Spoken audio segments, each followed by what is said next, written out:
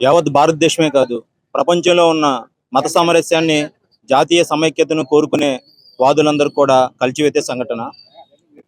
ఈ నెల 22వ తారీఖున జమ్మూ కాశ్మీర్ పహల్గామ్లో జరిగిన ఉగ్రదాడి అత్యంత మానవీయం, అనాగరికం అని కూడా ఈ సందర్భంగా తెలియజేస్తున్నా.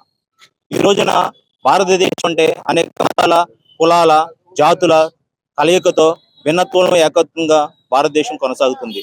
అటువంటి భారతదేశంలో కేవలం మతోన్మాదానికి పాల్పడి అమాయకమైన పర్యాటకులను 20 మందిని పట్టున పెట్టుకున్న సంఘటన అందరినీ కలిచివేస్తుంది.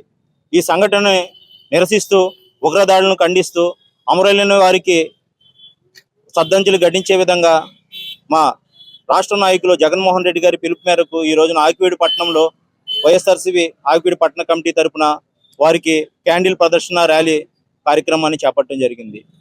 ఇటువంటి సంఘటన వల్ల మనం తెలుసుకోవాల్సింది ఒకటే, ఈ రోజున మానవ జాతి అనేది అంతమొందించే చర్యలు ఇవన్నీ కూడా కేవలం మతాన్ని ఒక విషయంలాగా ఎక్కించుకుంటూ ఒక మానసిక రోగులుగా, మతోన్మాదులుగా అవుతూ ఇటువంటి చర్యలకు పాటుపడుతున్నారు.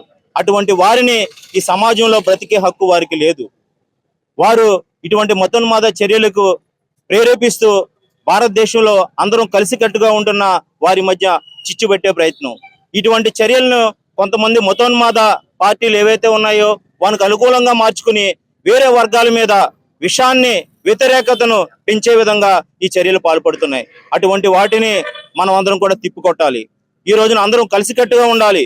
భారతదేశంలో మతాలు, కులాలు, జాతులు అన్ని కూడా మత సామరస్యాన్ని, సమైక్యతాన్ని పెంపొందించే విధంగా ఈ రోజుకు మనం అందరం కూడా కలిసి ఉండాలని తెలియజేసుకుంటూ, మరి ఈ కార్యక్రమంలో పాల్గొన్న నగర పంచాయతీ చైర్మన్ గారైన జామి హైమావతి గారికి, పెద్దలు మూటుపల్లి గంగాధరరావు గారు, మస్తాన్ గారు, సీతారామయ్య గారు, అదేవిధంగా కట్టారవి గారు, చిన్ని గారు, హుస్సేన్ గారు, జహాంగీర్ గారు, సిద్దిక్ మాస్టర్ గారు, అందరికీ కూడా ఈ రోజున ఇక్కడ చూడండి, మత సామరస్యానికి ఇదే ఒక ఉదాహరణ.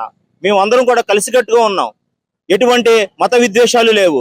కేవలం మతోన్మాదాన్ని ఒక విషయంగా నింపుకున్న వ్యక్తులే ఈ రోజు ఇటువంటి చర్యలకు పాల్పడుతున్నారని కేంద్ర ప్రభుత్వం కూడా, మరి నిఘా వర్గాలు అత్యంత సెక్యూరిటీ జోన్ లో ఉండే, అది మన ఇండియా స్విట్జర్లాండ్ గా కొనసాగబడే ప్రాంతం, అది అత్యంత సున్నితమైన ప్రాంతం, సెక్యూరిటీ జోన్ ప్రాంతం.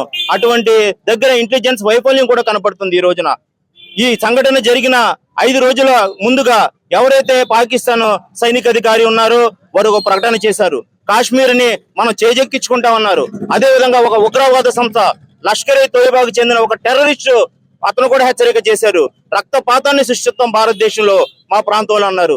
ఇటువంటి చర్యలు మరి వాళ్ళు ప్రకటన చేసినప్పుడు మన ఇంటెలిజెన్స్ వర్గాల వైఫల్యం పూర్తిగా కనపడుతుంది. కేంద్ర ప్రభుత్వం కూడా ఇంటెలిజెన్స్ వర్గాల వైఫల్యాన్ని మరి వెంటనే దాన్ని చర్యలు తీసుకోవాలి. ఇటువంటి అమానవీయ సంఘటన ఒకరు కాదు, ఇద్దరు కాదు, 28 మంది అమాయకులు చనిపోయారు. పెళ్ళైన నవవధువు ఒక వారం రోజుల్లో వాళ్ళ భర్తను కోల్పోయి ఆ చిత్రం మరి ప్రపంచాన్ని, యావత్ ప్రపంచాన్ని కలిసివేసే చిత్రం ఈ రోజున సోషల్ మీడియాలో వైరల్ అయింది. అందరూ కూడా కలిసివేతకు గురయ్యే సంఘటన.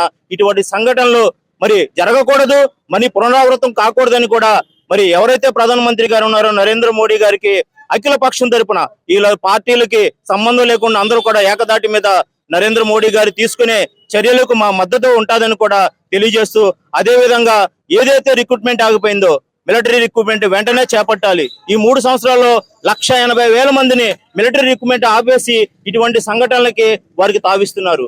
అది కూడా వెంటనే చేపట్టి మరి మిలిటరీ వారిని కూడా, సిబ్బందిని కూడా తీసుకుని మరి ఇటువంటి ప్రాంతాల్లో ఎక్కువగా కూడా భద్రత కల్పించే విధంగా, ప్రాణాలు కాపాడుకునే విధంగా, మరీ ముఖ్యంగా అమాయకులైన జనుల ప్రాణాలు కాపాడుకునే విధంగా కేంద్ర ప్రభుత్వం చర్యలు చేపట్టాలని కూడా మేము వైఎస్ఆర్సీపీ పార్టీ తరఫున విన్నవించుకుంటున్నాం. ఈ కార్యక్రమంలో పాల్గొన్న ప్రతి ఒక్కరు కూడా పేరు పేరున ధన్యవాదాలు తెలియజేసుకుంటున్నాము. జై భారత్, వర్ధిల్లాలి మత సామరస్యం, వర్ధిల్లాలి మత సామరస్యం.